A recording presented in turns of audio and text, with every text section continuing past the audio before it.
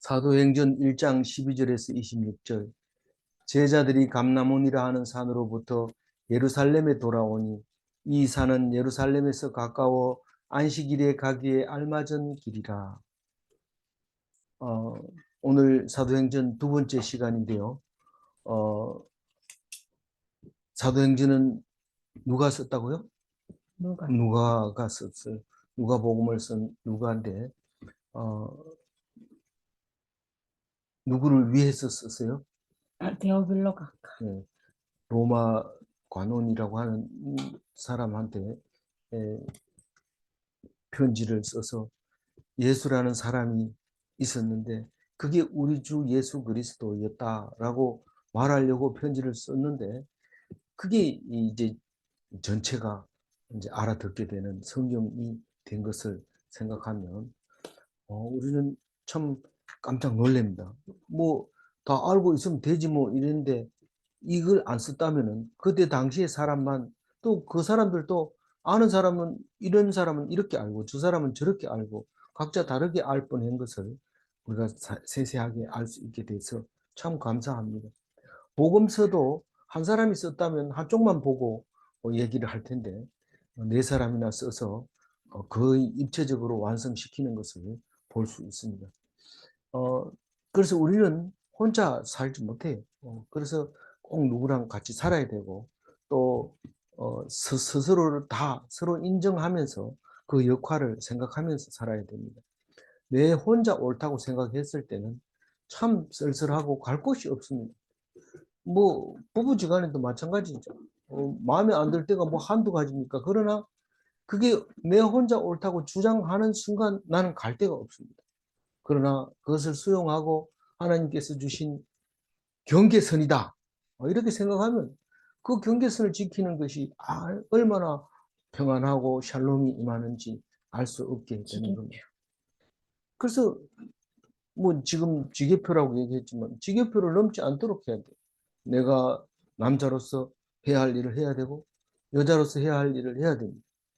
분명히 각자 다릅니다.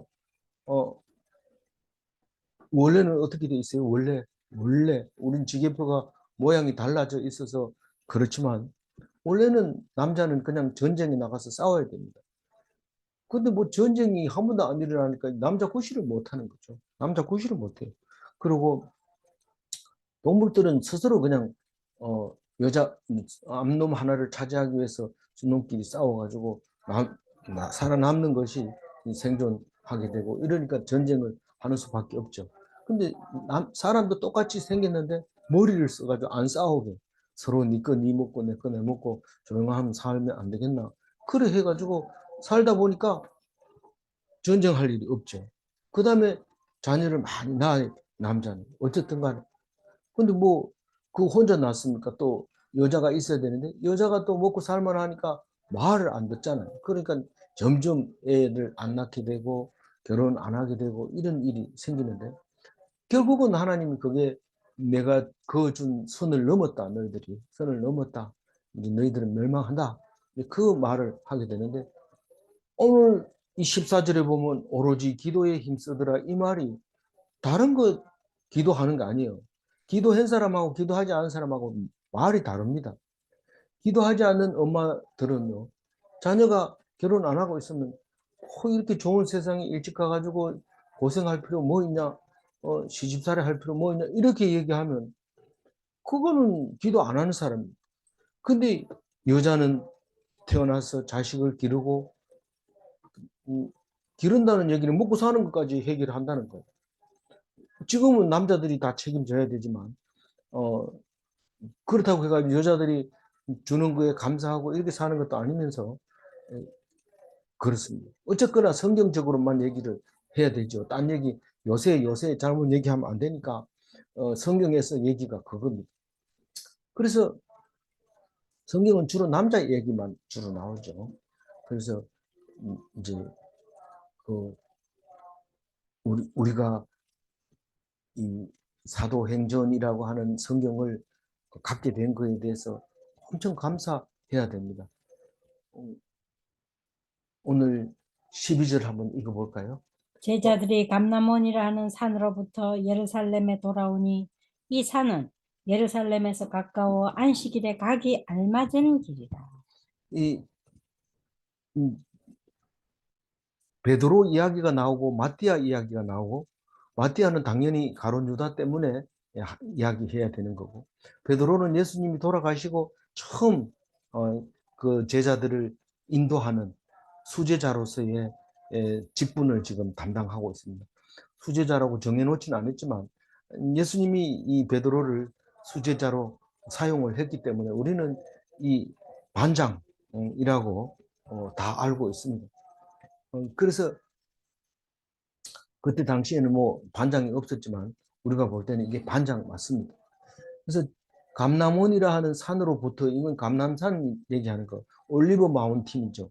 근데 뭐 이 성경을 읽는 사람은 감람산을 모르는 사람이 없습니다. 그러나 로마에서 한 번도 예루살렘에 안 와본 사람은 감람원이 뭔지를 모르니까 설명을 해줘야 되죠. 감람산 안에 정원 같은 것이 있는데 그게 감람나무 농장을 말하는 거예요. 농장. 지금도 어디에 가보면 어, 농장을 무슨 원 이렇게 해가지고 어, 농장 이름을 붙여놓은 데가 있습니다. 그래서 그건 농장이 있었던 거죠. 올리브 나무를 많이 심은 산 이름이. 그래서 올리브 마운틴, 감람산인데, 거기 감람원이라 하는 산이 있었는데, 예루살렘에서 돌아오니 이런 말은 예루살렘에서 돌아오니가 아니고 예루살렘에 돌아오니 이겁니다. 그게 본거지가 예루살렘으로 잡았다는 뜻입니다. 돌아오니 이 말이고, 저녁에는 돌아오니 이러면은 감람원에 있었다는 거죠. 저녁에는 감람원, 낮에는 예루살렘. 예루살렘에서 뭐 합니까? 이 지금 안식일 얘기가 나오는데 안식일 날 하나님께 예배드리고 기도하던 곳이 이 예루살렘이니까 그 예루살렘에서 가까워서 안식일 가기에 알맞은 길이라, 만약에 보통 날을 너무 멀리 자는 곳을 만들어 놓으면 안식일 날 예루살렘에 가서 예배를 못 드립니다. 2km 이상, 2규빗, 2000규빗 이상 가면 안식일 유대인법에 이제 어긋나기 때문에 움직였다 그래가지고 안식일을 어겼다 이렇게 됩니다. 그래서 직선 거리는 1km 정도 되지만 그 정도 거리였다라고 이제 말하고 있는 것 같아요. 그래서 돌아왔다 이 말은 사람들이 흩어져 있다가 우리 예루살렘에서 만나자 그래서 다 흩어져 있다가 돌아와서 예루살렘에서 만나는 모습을 하고 있습니다. 안식일 날 지금 예배 드리는 본부로서 예루살렘을 잡아 있다는 것을 알 수 있습니다. 13절. 들어가 그들이 요한은 다락방으로 올라가니 베드로, 요한, 야고보, 안드레와 빌립, 도마와 바돌로메, 마테와 및 알페오의 아들 야고보, 셀로딘 시몬, 야고보의 아들 유다가 다 거기 있어. 이 들어가 이 말은 무슨 예배당이 아니고 어디입니까? 마가의 다락방으로 이제 들어갑니다. 돌아오니 들어가.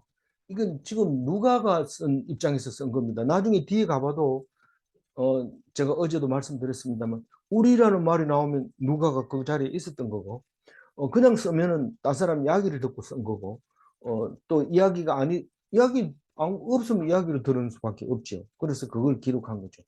그래서 돌아오니 이 말은 누가도 열심히 여기에 150명 속에 있었다는 사실을 알 수 있습니다. 누가가 들어가니까 다락방이 있었는데 그들이 유한다 그랬는데 여기서 예배 드리고 먹고 몇 명은 거기서 자기도 하죠. 자기도 하고 그다음에 그 집이니까요. 마가도 자기 집이고 마가 엄마도 거기 살고 그랬으니까 몇 명은 거기서 자지만 누가는 적어도 감람원에서 자고 돌아왔던 것 같아요. 그래서 돌아오니 들어가 가니까 11명이 다 모였어요. 베드로, 요한, 야고보, 안드레. 요 네 사람은 잘 알죠? 안드레 누굽니까? 베드로 동생. 누구를 전도했어요? 안드레가 베드로를 전도했어요. 요한, 야고보는 두 형제죠. 요한이 야고보를 전도했어요. 요한은 원래 안드레하고 그렇죠. 세례 요한의 형. 제자였던데 와서 자기 형들을 어, 제자 삼게 했죠. 빌립은 안드레 친구예요. 고향 친구예요. 어디요? 어, 오병이어의 기적을 일으켰던 그 동네 이름 베다니. 예, 맞아요? 네. 베다니가 아니고 그거 어디예요? 음, 그쪽에 같은 동향 친구 빌립이고 도마는 의심 많은 도마. 그리고 어, 다른 성경에는 디두모라고도 했어요. 디두모라고도 했어요. 그리고 바돌로메. 바돌로메는 다른 성경에 나다나엘이라고도 했어요. 다른 책에. 그리고 마태는 이름이 많아요. 세리 마태라고도 하고 이름이 원래 레위였어요. 그다음에 야고보는 알페오의 아들 야고보 이러면 오히려 더 헷갈릴 수 있으니까 그냥 작은 야고보. 큰 야고보는 뭐예요? 요한의 형 야고보. 어, 요한의 형 야고보는 예루살렘에서 제일 먼저 순교하신 야고보고 작은 야고보는 그냥 알페오의 아들 야고보라고 그냥 정해놓고 큰 활동을 안 했기 때문에 크게 구별이 잘 안 됩니다. 그 다음에 시몬이 있는데 시몬이 셀롯 시몬이라고도 하고 가나나인 시몬이라 하고 개역 한글에는 가나안인 시몬이라고도 얘기를 했습니다. 어, 그때 그런 당이 따로 있었던 것 같아요. 그리고 셀롯 열심당이에요. 이 셀롯도 열심당원이고 당이고 그래서 시몬이라는 있었는데 시몬이라는 지파는 유다 지파에서 사라져 버리고 말았지만 이름은 시몬이라는 게 많이 나와 있는 것을 볼 수 있습니다. 그리고 유다 있는데 유다가 가론 유다도 있고 이 그냥 유다도 있는데 그냥 유다 이름은 야고보의 아들 유다다. 그리고 야고보가 얼마나 많은지 모릅니다. 그 어, 야고보가 이름이 뭐라고 그랬어요? 영어로 어, 제임스라고 그랬어요. 그게 굉장히 이름이 많습니다. 그게 우리 여자 이름은 뭐가 많아요? 마리아가 많은데 그 맨 처음 시작은 어디서 했어요? 모세의 누나 이름 뭐예요? 음, 저기 미리암. 미리암이 마리아인데 그 저기 유럽을 제패한 음, 그 왕조 이름이 뭐라고 했어요? 합수부르. 합스부르크 왕의 건친 결혼하는 족보를 보면 마리아가 마리아 뭐 약간 이름을 다르게 해서 마리아가 엄청 많아요. 제일 마지막에도 마리아가 그 마지막 왕으로서 역할을 다했던 것을 볼 수 있습니다. 마리아, 그 다음에 야고보, 이렇게 남자 이름 야고보, 그래 많았던 것 같아요. 그래 12명이 다 어디에 있었어요? 11명이, 마가의 11명이 마가의 다락방에서 뭐 하고 있었어요? 기도를 오직 기도에 힘쓰고 있었어요. 기도는 어떻게 할까요? 뭐 해주세요, 뭐 해주세요, 뭐 해주세요, 이럴까요? 그런 기도가 아니었을 거예요. 하나님 언약이 뭔가 생각하고 그 언약을 지키기 위해서 어떻게 해야 되는 건가? 그걸 기도하면서 말씀을 가지고 말씀하셨사오니 말씀대로 이루어질지어다. 그렇게 기도를 했을 겁니다. 기도하다 보니까 제일 먼저 생각나는 게 아마도 가룟 유다였을 것이 분명합니다. 우리가 이렇게 12명이 하나님께 예수님께서 뽑으셔서 정인 삼아 주셨는데 하나가 없습니다. 그렇게 기도하다 보면 그게 나올 수밖에 없어요. 그 말씀을 듣다 보면요. 그래서 기도 제목이 이제 나오게 첫 번째 기도 제목이 가룟 유다를 대신할 사람을 뽑는 이야기가 오늘 이제 하게 됩니다. 그런데 12명만 있는 게 아니라 몇 명이 있었다고 그랬어요? 120명 있다고 그랬어요. 그 중에 이제 14절 읽어봅니다. 여자들이에요. 여자들과 예수의 어머니 마리아와 예수의 아우들과 더불어 마음을 같이하여 오로지 그리스도에 힘씁니다. 우리는 12제자들만 가지고 얘기하고 그중에 베드로 얘기가 가장 많고 요한 얘기, 야고보 얘기, 안드레 얘기 그렇게 있어서 뒤에 제자들이 있는지 없는지 잘 모르지만 사실 그 제자들 말고 12제자는 이름이라도 분명히 나오지만 이 여자들이 많았어요. 막달라 마리아라든가 야고보의 모친 마리아라든가 뭐 살로메라든가 수없이 많은 그런 여자들이 있었는가 하면 예수의 어머니 마리아도 어, 예수님이 살아 있을 때는 물론 음, 소천하고 난 뒤에도 어, 모여서 예수가 가르쳐 준 대로 기도하고 있었던 것을 볼 수 있습니다. 그리고 예수의 동생들도 꼭 사역에 반대하는 것처럼 보이지만 방해하고 비웃는 것 같고 그렇게 보이지만 그게 아니고 진심으로 예수님을 진짜 하나님 아들일까 그렇게 생각하면서 예수님이 소천할 때까지 있다가 소천하고 난 뒤에 중요한 사람이 됐다는 것을 알 수 있습니다. 그 중에서도 두 사람이 우리에게는 잊어버릴 수 없는 사람이 있는데 야고보와 유다입니다. 이 예수님 동생 야고보는 야고보서를 쓰게 되고 이 12사도 중에 야고보는 첫 번째 순교자로 되어버리는 바람에 그것만 해도 충분하죠. 첫 번째 순교자가 됐다는 것은 예수님을 닮은 거기 때문에 하나님의 우편에 앉은 겁니다, 사실은. 근데 요한은 또 성경을 많이 써서 좌편에 앉아 있다고 볼 수 있는 우편에 하나님 좌편에 어머니의 기도대로 말한 대로 그렇게 됐다는 것을 성경이 말하고 있습니다. 그,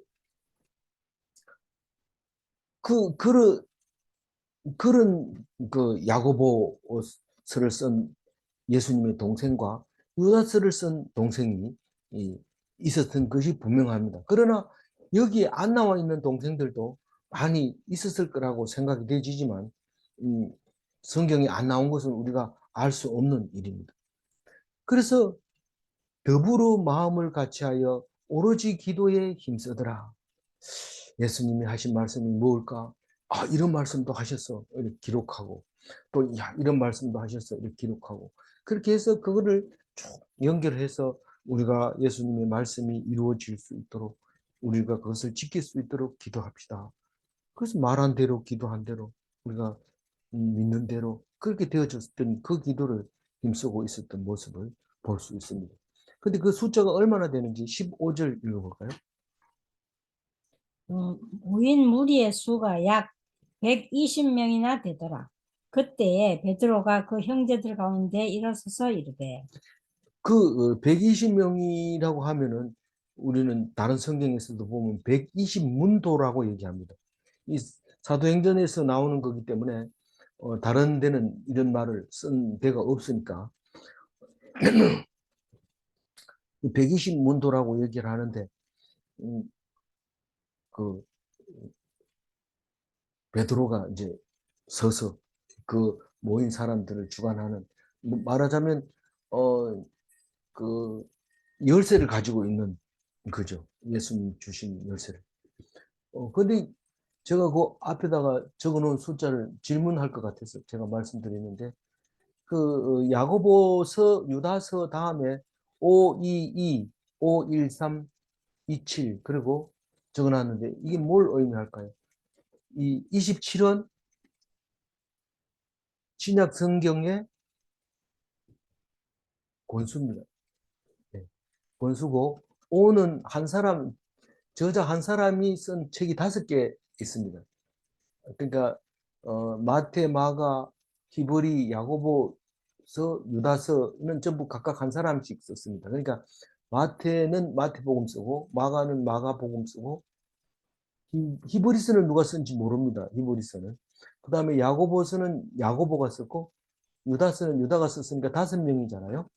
그리고 2권씩 쓴 사람이 있습니다. 누가가 누가복음 쓰고 사도행전 쓰고 그 다음에 베드로가 베드로전서 베드로후서 2권 쓰고 요한은 5권을 썼습니다.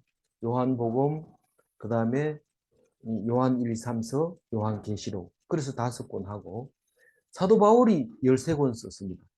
그래서 사도 바울이 쓴 것이 13권, 사도 바울이 쓰지 않은 것이 13권. 그리고 한 권은 누가 쓴지 몰라요. 그래서 13권, 13권, 한 권. 이래가지고 27권 됩니다. 그래서 성경은 구약이 39권, 신약이 27권, 39, 27인데 두 개 합하면 66권 이렇게 되는데 오늘 예수의 아우들이라는 단어 속에서 신약 성경은 몇 명이 썼다? 몇 명이 썼다? 9명이 썼다. 한 권씩 쓴 사람 5명, 그 다음에 4명. 그래서 9명이 신약 성경을 썼다. 물론 모르는 히브리서는 누가 썼는지 모르지만 한 명이라고 보면 그렇게 될 것입니다. 어,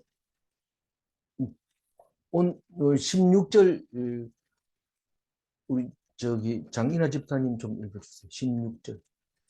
네.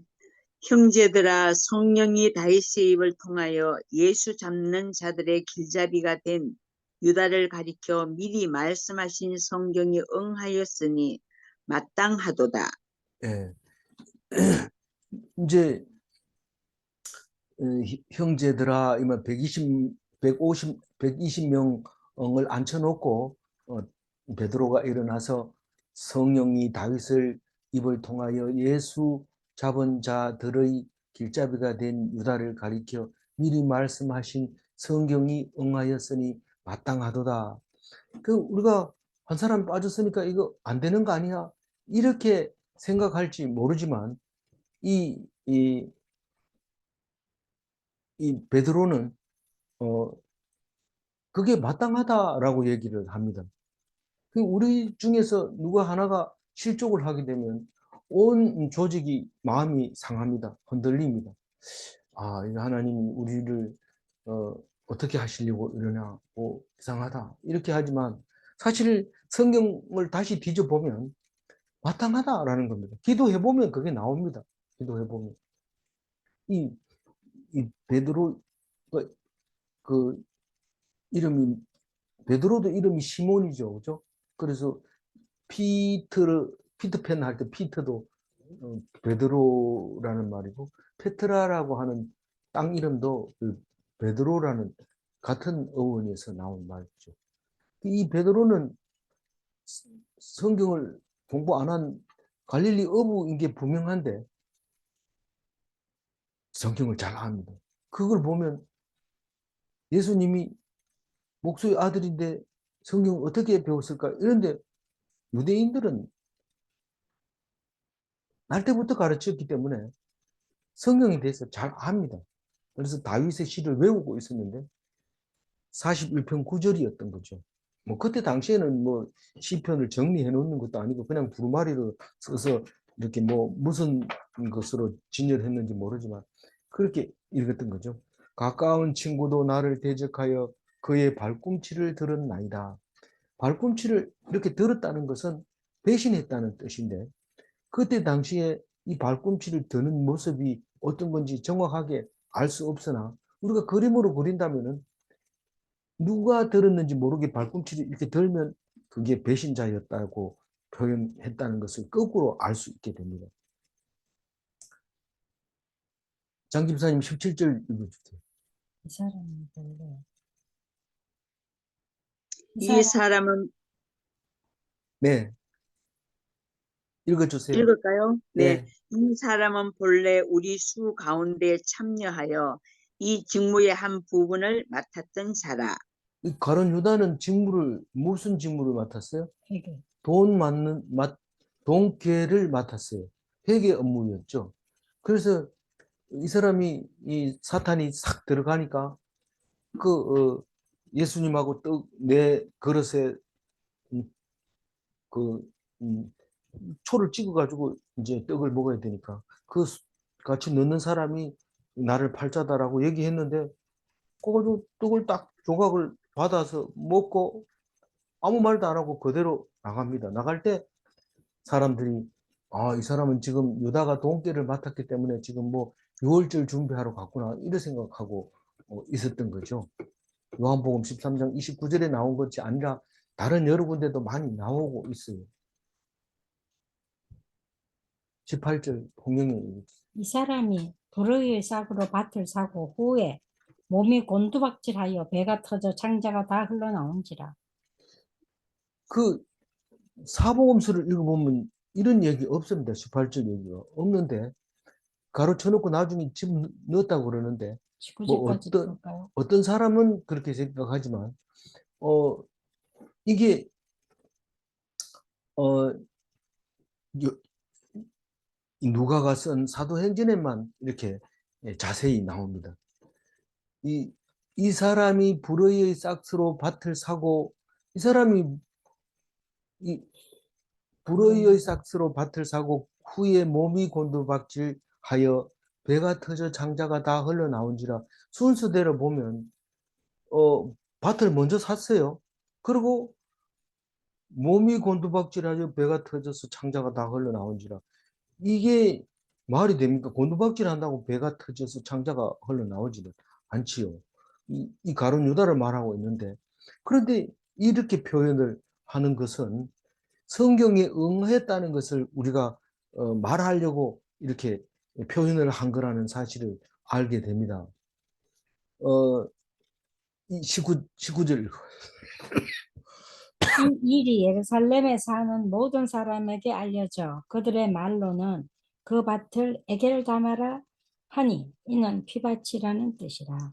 아겔다마라고 하는데, 이 배가 터져서 창자가 흘러나왔다 하면 이 예수님이 저 가룟 유다가 목을 매서 자살하는 장면이 복음서에 나오는데 이게 뭐 어떻게 돼가지고 터져가지고 줄이 끊어져서 그 매달려 있던 곳에서 떨어져서 창자가 터졌을 가능성이 있는 건데 만약에 안 터졌더라도 사람들은 다 그렇게 했을 것이 분명합니다.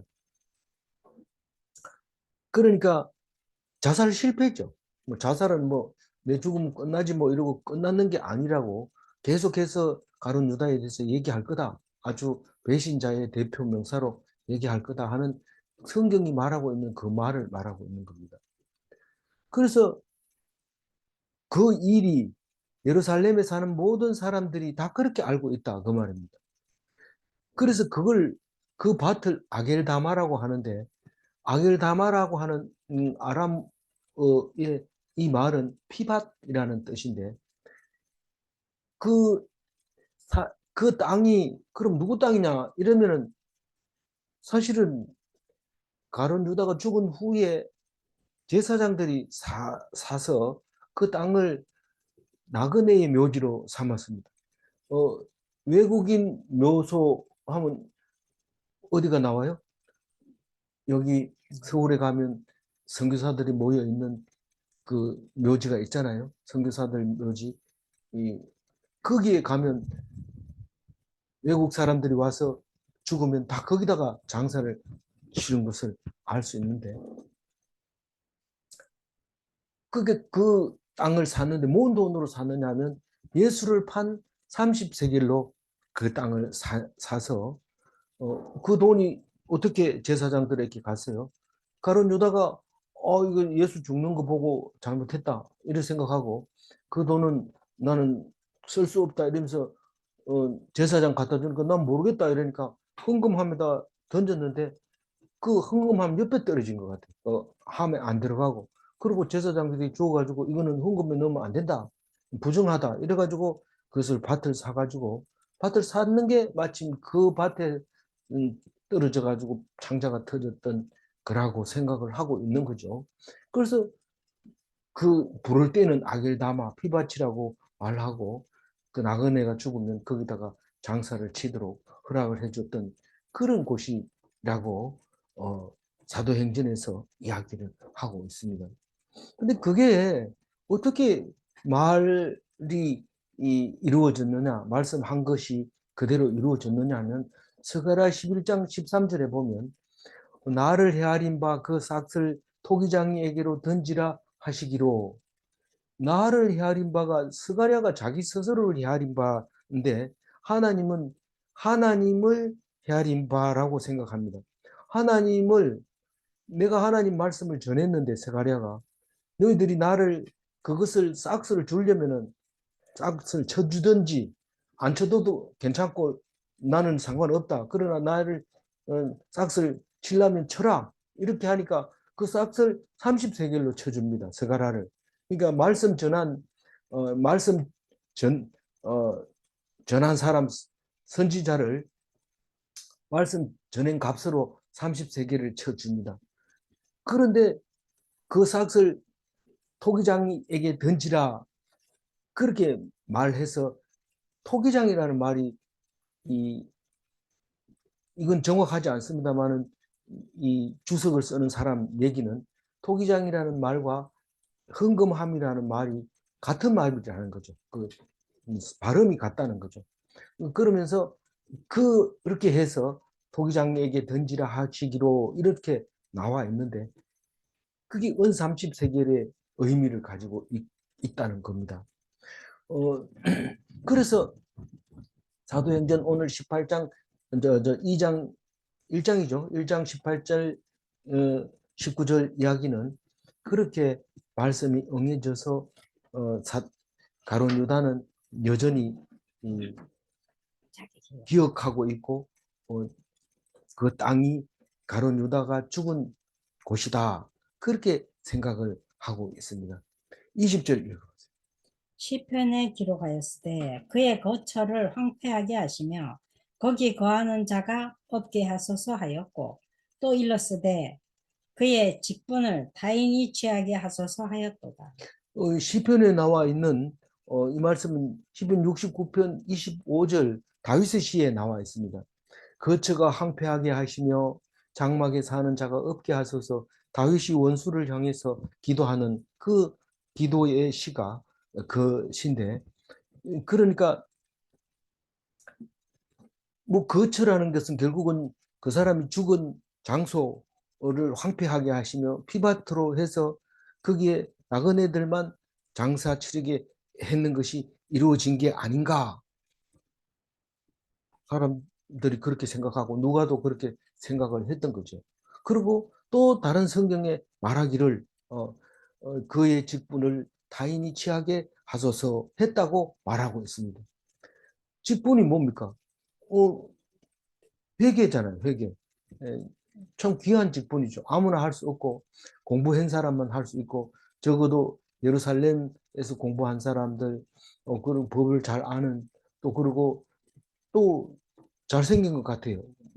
그래서 가룟 유다는 멋진 사람이라고 사람들이 하는데 영화에도 보면 가룟 유다는 잘생긴 걸로 나옵니다. 그래서 이제 타인을 취하게 하소서 그랬으니까 우리가 한 사람 뽑아야 된다 이 얘기를 하고 있는 거죠. 21절 장인아 집사님 21절 이러함으로 요한의 세례로부터 우리 가운데서 올려져 가신 날까지 주 예수께서 우리 가운데 출입하실 때에 그러니까 요한의 세례로부터 올려져 가신 날까지가 뭡니까? 그 복음서에 나와 있는 그 3년간 공생애의 기간을 말하고 있는 것. 요한의 세례로부터 우리 가운데 올려져 가신 날까지가 공생애 동안에 예수께서 우리 가운데 출입하실 때, 출입하다는 얘기는 구약에서도 자주 쓰지만 들락날락하면서 우리에게 가르쳐 주시고 또 우리에게 옳은 것과 틀린 것, 또 심판 이런 것을 해주시든 통치하시든 그 말을 출입하실 때에 이 말입니다. 그래서 22절 항상 우리와 함께 다니던 사람 중에 하나를 세워 우리와 더불어 예수께서 부활하심을 증언할 사람이 되게 하여야 하리라 하더며 이제 이걸 보궐선거라고 말하죠. 하나를 세우자. 안 세우면 어떠냐, 뭐, 우리 뭐, 그동안 3년 동안 따라다닌 사람하고 또 한 사람 끼워 넣어가지고 12사람 만들 필요 뭐 있냐. 우리 11사람 해도 충분하지 않겠느냐. 이렇게 주장하는 것은 유대인으로서 맞지 않습니다.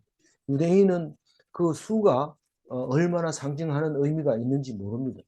그래서 예수님이 12사람을 세운 이유가 있다. 그러니까 우리도 12사람 세워야 된다. 그리고 구약 성경에 이스라엘의 아들들이 다 12명 아니냐. 그 중에 부실한 지파도 있지만 그러나 우리에게는 없어서는 안 될 지파다. 왜냐하면 잘난 사람도 있고 못난 사람도 있어야 되기 때문에 그것이 하나님께서 원하시는 완전한 것이 아니냐. 그러니까 못한다고 잘못했다고 손가락질을 하지 마라. 그것은 악하게 쓰여질 수 있는 것일 수도 있다. 이렇게 말할 수 있는 거죠. 그래서 한 사람이 이제 가고 없으니까 한 사람을 세우자. 왜 예수님께서 부활했다는 증언할 사람이 12사람은 돼야 그게 확실한 증거가 되니까. 그래서 그것이 온전하다는 뜻이에요. 12사람, 12이라는 것은 온전하다. 왜 우리가 온전해야 되는데, 그거는 예수는 하나님이니까 온전하고 우리는 하나님 아니니까 당연히 온전할 필요가 없으니까 나는 십자가를 질 필요도 없고 그렇게 할 필요도 없지 않느냐. 또 십자가 질 수도 없다. 그 사람은 하나님이니까 할 수 있지만 나는 못한다. 이렇게 하면 안 됩니다. 왜냐하면 하나님이 온전하니까 너희도 온전해라. 하나님 할 수 있는 건 너희도 할 수 있다. 예수님이 그걸 본을 보였다. 십자가는 안 질래요. 안 져도 된다. 예수님이 대신 졌기 때문에 네가 십자가를 억지로 진다면 하나님 예수님이 오신 사역은 헛것이 되니까 그렇게는 하지 마라. 안 해도 된다. 그러나 네 십자가가 예수님 십자가만큼 클 수도 있다. 네 십자가는 네 십자가를 져야 되지만 그게 예수님 십자가보다 클 수도 있지만 그것은 하나님이 하는 거니까 거기에 대해서는 네가 알 바가 아니지만 너는 네 십자가를 져라. 그래서 예수님 십자가 얘기하지 말고 내 십자가가 예수님 십자가도 무거울 수 있어요. 못 받고 침 뱉고 그렇게 할 수 있어요. 그렇지만 그것은 하나님께 이야기하면서 이게 내 십자가입니까? 확실하게 물어봐야 되죠. 막 하나님한테 욕하고 이러면 안 되고 예수님이 그렇게 하지 않았어요. 하나님한테 왜 나를 버립니까? 이렇게 얘기는 했지만 욕하거나 뭐 그러진 않았기 때문에 우리가 조심해야 되죠. 예수님 닮아야 돼요. 그렇게 해야 돼요. 이제 보궐선거가 시작이 됩니다. 23절. 그들이 두 사람을 내세우니 하나는 바사바라하고도 하고 별명은 유수도라하고 하는 요셉이요 하나는 마따디아라. 똑바로 읽으세요. 그들이 두 사람을 내세우니 하나는 바사바라고도 하고 별명은 유수도라고 하는 요셉이요 하나는 마띠아라. 예. 바사바와 마티아 두 사람인데 바사바는 요스도라고도 하고 요셉이라고도 한다. 왜 사람들이 이름을 많이 지었어요? 그래서 옛날에 우리 어른들도 이름이 많았어요. 뭐 호가 어떻고 그 사람이 또 뭐 천주교 가면 또 천주교에서 주는 세례. 또 세례명도 있고 뭐 근데 이제 그 용도가 다 틀려요. 뭐 어른들한테 가서 예의 지키려면 뭐 이 말을 써야 되고 뭐 우리 종수비도 이 학교에서 대구 보건대학에서 구식으로 성인식을 치렀어요. 사진에 보도가 인터넷 신문에도 보면 지금이라도 치면은 전중함 교수 이렇게 치면은 딴 게 안 나오고 전종섭 그 아들 성인식 할 때 그 부모하고 그 한복 다 차리고. 그래가지고 가 쓰고 이렇게 이름을 붙여주는데 이름 뭐라 합니까? 몰라. 뭐 이름 붙여주고 그 신문에 막 나오고 이렇게 했어요. 이제 그런 것처럼 이름을 막 이렇게 여러 개가 있었는데 물론 뭐 자꾸 전부 다가 뭐 나도 저기 이름이 뭐라고요? 야고보라고. 니도 야고보라고. 전부 야고보라 하니까 구분할 수 있어야죠. 그러니까 뭐 그렇게 할 수밖에 없었는데 어쨌든 바사바와 마띠아가 있었는데 제비뽑아가지고 마띠아가 됐다는 거예요. 근데 그거는 성경은 자세하게 얘기를 하고 있습니다. 그들이 기도합니다. 이 기도가 굉장히 중요하죠. 다른 건 다 안 해도 기도만 확실하게 하면 나머지는 그냥 하나님 다 알아서 합니다. 기도를 어떻게 합니까? 뭇사람의 마음을 아시는, 뭇사람이 뭡니까? 뭇 이러면 많은 사람을 말하는 겁니다. 많은 사람의 마음을 아시는 주여. 그러면 사람의 마음을 모르는 수도 있느냐? 그런 뜻은 아닐 겁니다. 예, 모든 사람의 마음을 알지만은 하나님이 선택해 줄 거라고 이렇게 기도하는 거죠. 주님께서 택하신 바 되게 하소서 이렇게 얘기합니다. 누가 뽑히든지 이것은 주님이 택했다고 우리가 믿을 수 있게 해주세요. 다시 말해서 결정권을 하나님께 맡깁니다. 다시 말해서 주님께 의지합니다. 다시 말해서 능동적으로 하지 않습니다. 이 뽑았는데 택도 아닌 사람이 뽑혔습니다. 이거 다시 뽑겠습니다. 이런 말은 안 됩니다. 동생하고 놀 때는 가위바위보 해가지고 이긴 사람 가져가기로 분명히 얘기했는데 자기가 지면 야 3-3번 하자 이래가지고 또 하는데 그건 나쁜 거죠. 그렇게 하면 자기가 능동적으로 하는 거예요. 저는 막내 동생이기 때문에 그 소리를 수없이 들었어요.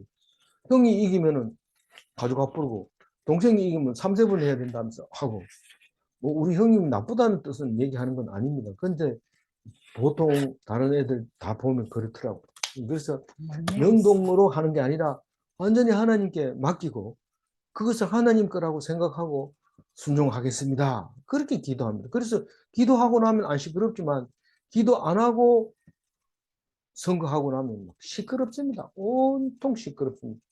이번 선거도 뭐 저는 뉴스를 잘 안 봤습니다만 기도를 많이 했는지 안 시끄럽더라고요. 부정선거라고 피켓 들고 다니고 이런데 정신 차리고 기도해 놓으면 부정선거가 안 생기도록 머리를 생각하면 그 문제를 해결할 수 있어요. 그런데 안 하니까 해놓고 나서 지니까 그런 거죠.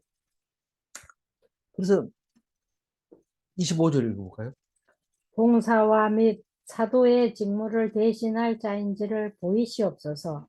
유다는 이 직무를 버리고 제 곳으로 갔나이다 하고. 그러니까 유다가 잠시 갔다가 다시 오는 것이 아니라 제 곳으로 바로 갔습니다. 그게 자기가 한 겁니다. 그러니까 지금 뽑은 사람은 자기 그 사도의 직무를 다 할 수 있어야 되고 봉사할 수 있도록 사도의 직무가 봉사 직무입니다. 서비스입니다. 예배도 서비스거든요. 예배가 서비스입니다. 돈 받고 하는 게 아닙니다. 서비스로 하는 거예요. 저는 뭐 미국 사람이 뭐 서비스라 이래가지고 아니 저 캐나다 사람이 와가지고 서비스를 하고 그래서 뭔가 이런 우리는 서비스 안 하고 거기 가서 예배 드려요 이러니까 아니라고 서비스 그래서 그게 예배 드리는 게 서비스 영어로 그래서 봉사 및 사도의 직무를 대신할 자인지를 보이시옵소서. 유다는 이 직무를 버리고 제 곳으로 갔나이다. 조금도 미련이 없다는 거죠. 제 곳으로 갔다는 거죠. 마지막 26절입니다. 제비 뽑아 제비보와 마띠아를 얻으니 그가 11사도의 수에 들어간다. 11사도의 수에 들어간 게 아니라 12사도의 수에 들어갔다 이 말이죠. 그래서 제비로 뽑았는데 추첨했는데 그것이 하나님이 예정한 사람이라고 믿고 있는 것이죠. 마띠아가 됐으면은 바사바가 됐으면 내하고 친한데 더 좋았을 텐데 선거 이거 새로 하면 안 돼요. 이렇게 하지 않았습니다. 하나님이 주신 거라 생각하고 순종했던 것을 볼 수 있습니다. 오늘 14절 오로지 기도에 힘쓰더라 이 말씀으로 정리하겠습니다. 제자들의 기도는 복을 기원한 것이 아니었습니다. 오직 언약을 기억하고 그 뜻을 이루어지기를 기도했습니다.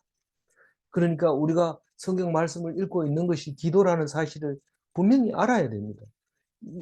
이 말씀을 듣고 말씀대로 이루어질 것을 믿고 그렇게 될 것을 될지어다 하고 기도하는 그 사람이 입으로 말하는 그 사람이 기도를 하고 있는 것이라는 것을 알아야 합니다. 그래서 우리가 그 목사님 중에서 많은 사람이 책임질 기도하는 사람을 제일 잘하는 거라고 생각하고 또 그 사람이 신앙생활을 제일 잘한다고 얘기합니다. 봉사 잘하는 거 그 사람을 신앙생활 잘한다고 하지 않고 목사님이 설교했는 걸 그걸 책임질하면서 대표 기도하는 걸 보면서 참 신앙생활 잘하는 분이다. 그렇게 목사님도 말을 안 합니다. 그걸 말하면 또 온통 제자들이 저기 교인들이 들고 일어나기 때문에 목사님 책임질 그런 기도 안 얘기를 하면 막 야단쳤지.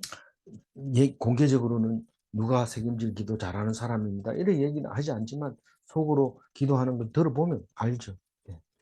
질문합니다. 말씀이 없는 기도는 기복신앙인가? 질문 2. 말씀이 성취되기를 바라는 것이 기독인의 기도인가? 기도하겠습니다.